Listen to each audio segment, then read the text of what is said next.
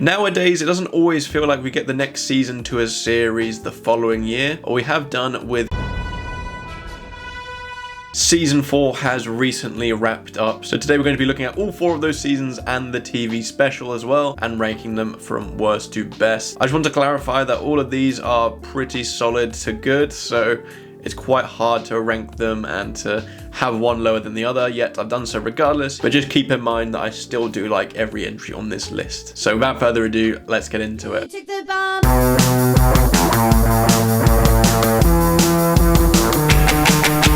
Having said what I just said, I did have Atom Eve easily in at last place, yet I still did enjoy it. It just felt weaker than the actual series.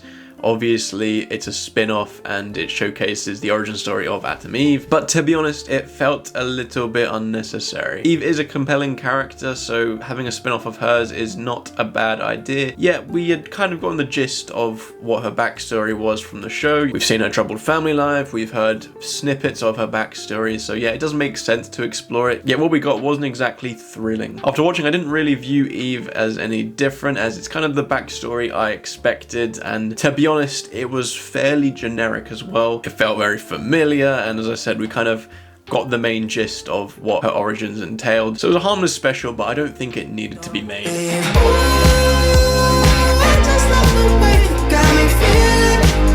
Where most second seasons of a show tend to kind of build upon what has been established in the first season, Invincible takes a different approach and kind of lingers in the aftermath of that first season. Obviously, there were huge repercussions from what had happened in the finale, so naturally it wasn't just going to be ignored and quickly glossed over here. The characters are made to soak in the emotion and the consequences, which I did appreciate, yet naturally that does lead to a bit of a slower paced season. You were still treated to some fantastic moments, yet between them there was a slight lack of cohesion connecting them all, so you really started to feel that slower pace. Upon release, this show was extremely spread out with its releases, so it almost felt like this season went on for an eternity without having enough content to justify it. I still did enjoy it, yet I did find it easily the most flawed of the seasons. It takes its time to adjust to the absence of Omni-Man, yet once it does, it finds its footing well. Ultimately, it does feel like a transitional season as it carries on the consequences of season 1 whilst also setting up some nice things for the season after. So yeah, I did still enjoy the season. It had its great action as usual, yet several inconsistencies cemented this in last place of the series for me.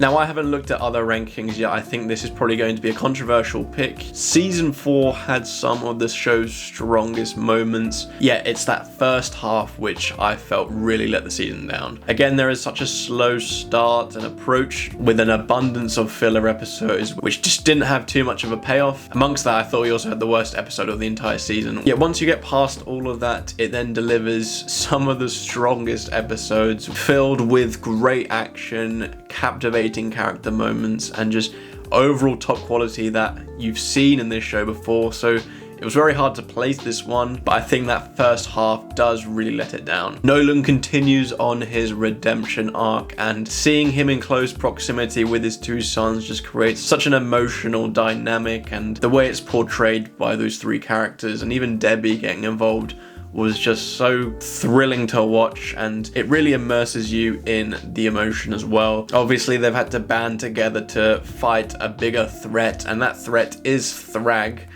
God, that felt like a tongue twister there, but he is such a menacing presence. So often you'll see villainous characters built up to be this big threat, and normally they're not done justice, yet in this case, he is. There is so much build up and anticipation, and as soon as he comes on screen, instantly you can feel that fear that the characters have. He, amongst all the other Viltrumites, leads to some brutal action scenes, and ones which literally I wasn't blinking throughout. The combination of strength and animation just made this so hard to look away from, and it makes up for some slightly underwhelming animated moments earlier on in the season as well. Where this second half is a more intimate circle with characters, you do miss the screen time for previous series regulars, such as Eve, Cecil, and even Debbie as well. So while it made sense for the story, I did kind of miss having the time to check back on those characters. But ultimately there was so much to enjoy from this season, yet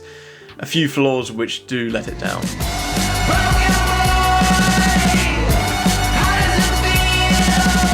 Season 1 was just released after COVID, and during that time the so-called superhero fatigue was in full effect. The newly released content in that genre was quite lackluster or familiar, yet Invincible came along and immediately blew everyone away with its pilot episode. What initially seemed to just be another solid adaptation turned into something else with its shocking twists at the end, its intense, gory action which is made possible through animation, and just overall its well-written characters. Because of the animation, the storytelling can be so much more ambitious and adventurous, yet it is those compelling characters who make such ambitions work extremely well as you start to care for them and fear what their actions can do. I think across the board it's just a very consistent season. There are obviously some of the strongest moments of the series which have been turned into memes as well. I made a mistake. But overall, such a strong introduction to one of TV's most popular shows on at the moment.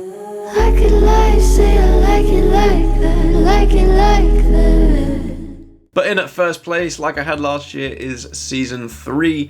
Now, I mentioned Season 2 building up for its next season, and this one ultimately pays it off. The repercussions are weaved nicely into the narrative, leading to the characters to question their morality of certain things, and leading Mark to spiral and struggle to balance his personal life with the superhero one, and also trying to determine how far across the line he can go. It's very compelling stuff which we've seen in superhero content before, yet I think the way it's executed here is instantly compelling. It sets the standard for the emotion which is carried across other characters as well. Those who gain strong development are Alan, Nolan as a duo, and even Rex. He's kind of been a comic relief character who's supposed to be dislikable, yet this time around he's given so much more to do and has a very strong character arc. As always with this show, the action is absolutely gruesome in the best way. There is no remorse from any of the sequences. You have some intense gore which won't be for the casual viewer, even though it's in animation form. It's extremely brutal and doesn't disappoint. It isn't just done for shock value, as obviously these characters are extremely strong, and it's always done in a way which just emotionally weaves into the story and serves relevance. I just think this is a very strong season overall, and again, I've said it before, probably has the best moments of the entire series in it. So naturally, for such a strong season, it was obviously going to be my first pick. So that was my ranking of all 4 seasons of Invincible and its one TV special. I don't know if this is controversial ranking, especially with the introduction of the new season. Yeah, let me know what yours is down below. I feel like there could be a lot of people who have season 4 in at first place, or at least second, but I just felt the really slow start just let it down in the end. But yeah, let me know what your ranking is down below. As I said, I don't generally know where people are going to rank this new season, so I am eager to see what you think. But yeah, thank you so much for watching. I hope you did enjoy this video, and I hope to see you in my next one.